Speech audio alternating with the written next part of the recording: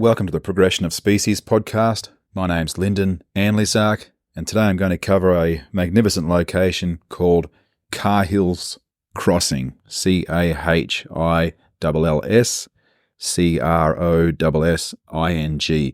Now, it's right on the East Alligator River, the border between Kakadu National Park and Arnhem Land, Northern Territory, Australia. In short, where Crocodile Dundee was filmed. So the scenery is spectacular, Aboriginal culture is awesome, and the animals are something else. And especially the lineage goes back a couple of 100 million years, the crocodiles. Estuarine crocodiles, also known as saltwater crocodiles. Although every now and then we do see a freshwater crocodile swim through, but it's not a smart place to be for them, so they might head, say, further upstream. Filming over a decade has been really interesting, and it's taken a lot of time and effort. You're talking 35, 37, 40, 45 degree days, high humidity, tons of mosquitoes, hot rocks you're sitting on there just baking all day. Sometimes patience testing tourists, I must say.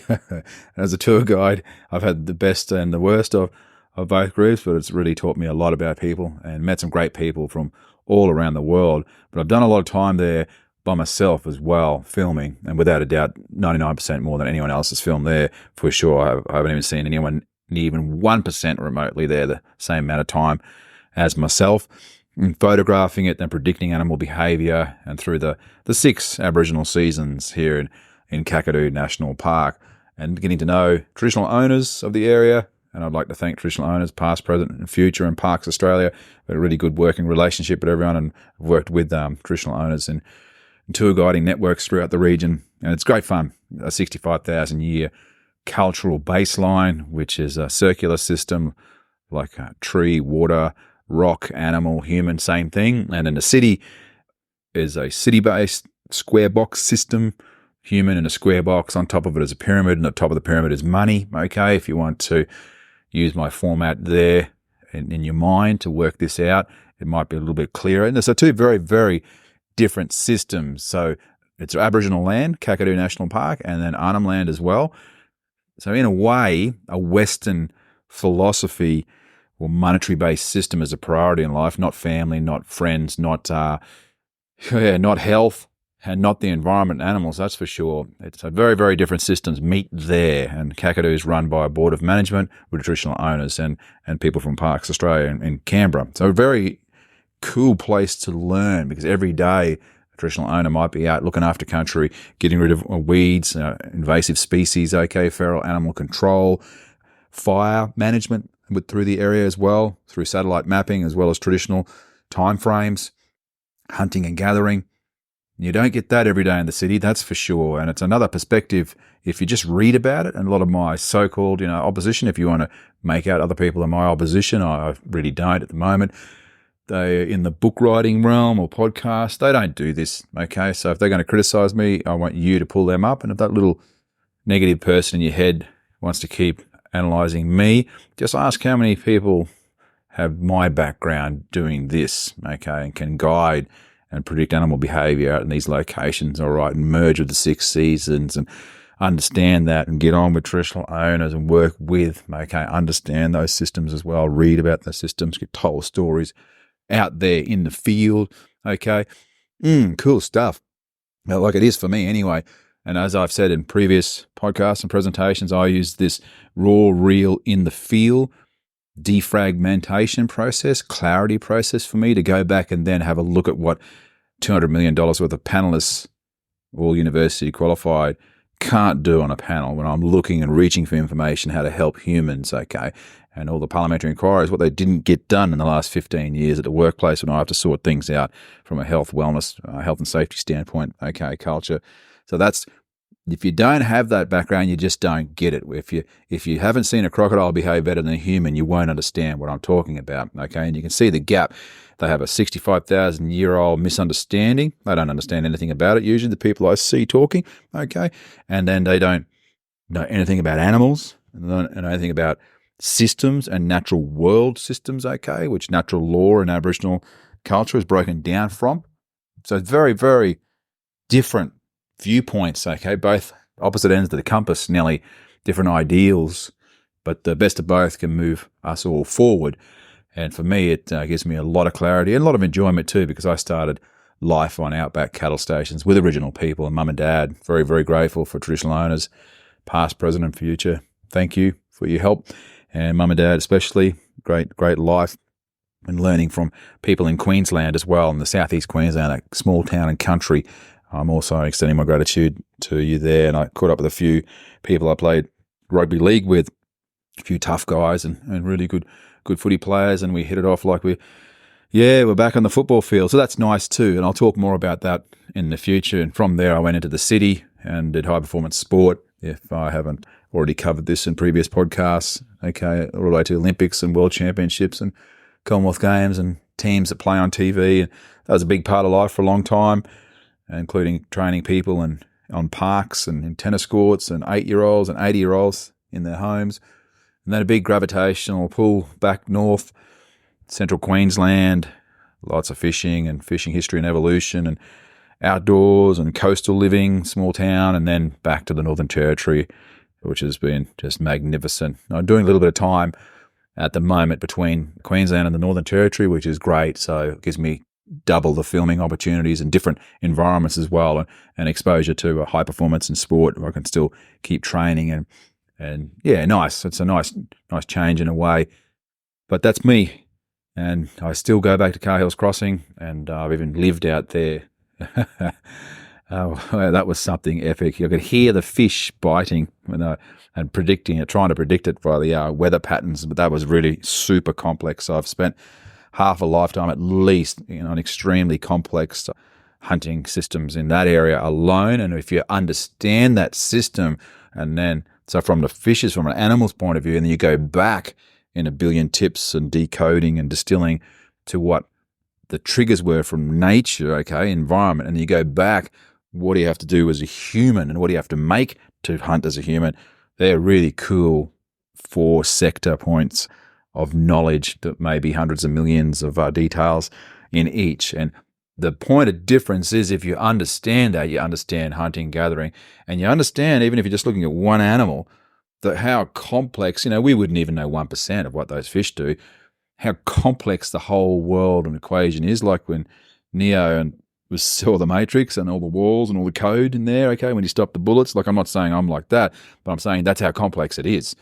And so if you dial it all the way back to a person who doesn't do any of that, criticizing me, I'll be looking at them thinking, wow, I know at least there's a billion things that person doesn't know. And if you're trying to help humans, you need to also know what's going on in the environment, okay, like a natural system, because at the moment, humans in a city with concrete buildings, and traffic, that's the most unnatural way in history to live.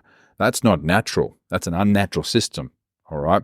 And I'm saying we still have a lot to learn from the natural world. And plus, it's just good getting outside. It's good understanding more about the natural world. And the more we understand about it, the better we can treat it, okay, and maybe look after it. Yeah, quite interesting. So the crocodiles at Cahill's Crossing, best viewing times, mid sort of dry season, June onwards, part of that 6 seasons process in Aboriginal culture and Kakadu there near Arnhem land. Okay, so not just the 4 seasons, 6 seasons is much more complex. It'll start off with a 3-month Gudjik, it's called, monsoon season, January to March, a 1-month season, Bangarang, knock 'em down, storms flow through and knock down the speargrass in April. Yek, it's about a 6-week season, May to mid-June, beautiful cool weather, start of the dry season. The second part of the dry season, cooler weather, is Wurjang, so mid-June to mid-August, magnificent time of the year, just spectacular. A lot of tourists turn up, a lot of crocodiles turn up then as well. Mid-August to mid-October, Garang, hot, can be 37 degrees by the end of August Celsius and very high humidity, okay. And we're all praying for rain there and respite. And the second part of the really hot build-up pre-monsoon season, mid-October to the end of December, early January. And we are definitely looking for rain then. Floodplains dry out. Animals are just, they're probably praying as much as us for the rain to hurry up and turn up. And that's a very, very short snapshot of that type of season, but it's not like a rigid robotic structure, 90 sort of day Gregorian 4-season calendar. This one's mapped to those seasons. And if you travel, say, 300 kilometres southwest, where I was born in the township of Catherine, might have 5 Aboriginal seasons there in Jarwin country there. Okay. So yeah, very interesting. Could be 3 seasons in some areas, might be 7 or 8. So that's like your financial year in the city, okay, your quarterly reports, your monthlies, and so forth. The cycle usually runs around money, and the 5-day and 2-day off roster, square box land, runs off money, okay? Your whole life is controlled by that system. It's rigid. It doesn't alternate for the organic human body or weather. And it's sad to hear, I covered in other podcasts, that CEOs are trying to force Australians back to the workplace there instead of having hybrid work, when people in Australia are just being destroyed at the workplace. We just were named in the Courier Mail the other day in Queensland as being the worst nation on the planet for bullying, apparently. So there you go. Double as bad as any other country, was what I've heard. So I'll have to have another look at that one. And that's why I really do like these outdoor podcasts and promoting getting outside for your own physical and your mental health. And look, people have known that. First peoples for eons, sitting around a fireplace, star time at night, moon time, okay, nature time out in the day, water therapy. The wellness tours I ran were just some of the most magnificent things I've ever seen for learning, on-the-spot learning with people.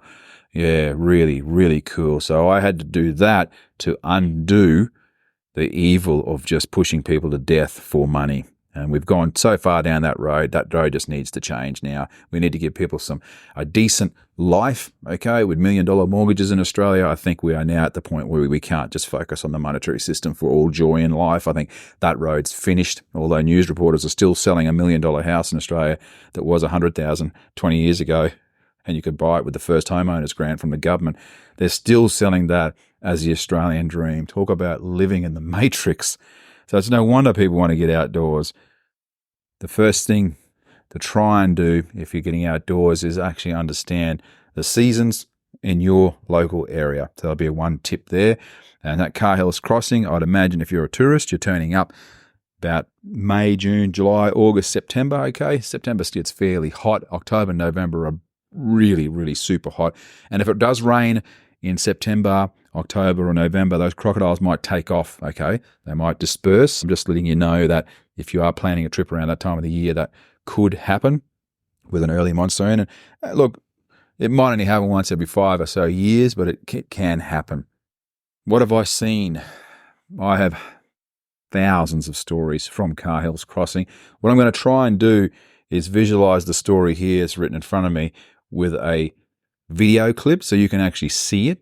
Okay, a lot of people on tour I noticed weren't too good at taking things in verbally, and I have 1,000 clips on the social media sites called Cahill's Crossing, 1,000 clips on TikTok, about 100 videos on Instagram and YouTube. I'll slowly load more up on there, and you should have that algorithm. But if you don't want any of my human management or moving humankind forward work, and you just want to chill out with crazy people, crocodiles and bird life, tune into that one.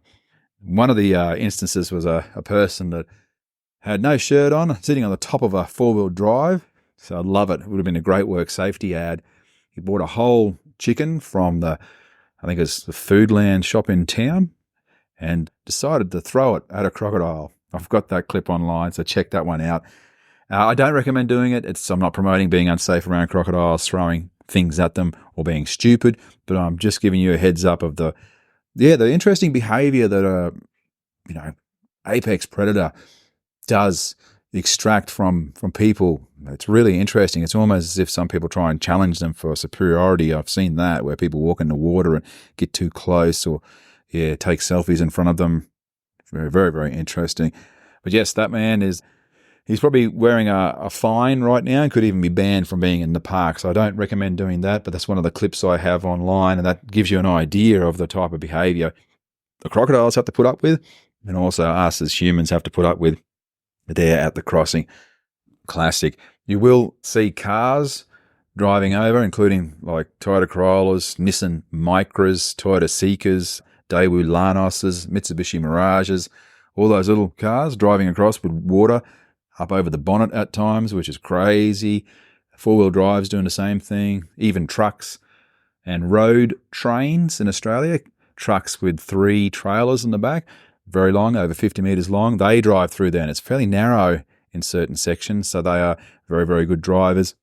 So it's a really cool place, Cahill. So I love spending a few hours there, and it's one of the highlights on tour for people interested in the natural world anyway, or crocodiles. And some people aren't. We've had people react very, very unfairly to others on tour. So we've had to, in the end, do a 10 to 20 minute talk at the start of every tour about human behavior. It got that bad.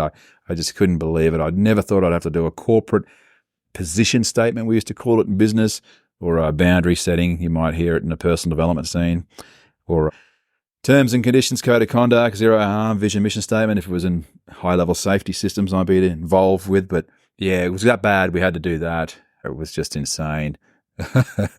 People, seriously. And that's why a lot of people, when they go fishing, they jump in a boat and motor 100 kilometers away from the nearest human.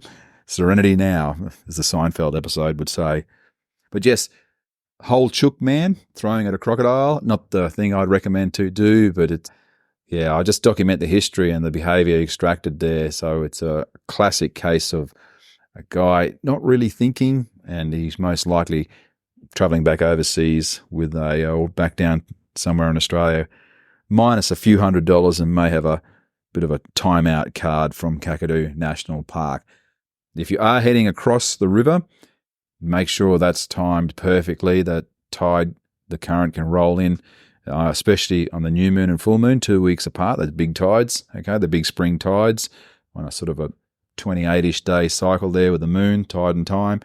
And you need a you need a permit from the Northern Land Council to get into Arnhem Land, all right? And you might need to get that a few months in advance, I would advise. So there's a couple of travel tips for you there. Look, bring some mosquito spray, sunscreen definitely, maybe some water, or lots of water, and food.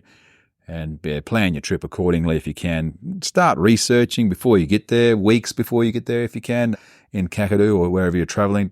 Try not to rock up without any, misconceptions where you can just hassle every person you see for information and destroy their day. Okay, that's a really bad trait we have here in Australia. So if you can, do a bit of research in the regions you're going to. And look, I realise sometimes people are very busy and you can't do that, but I'm just giving you a bit of a tip there. Okay, so sunscreen, plenty of water, some mosquito spray.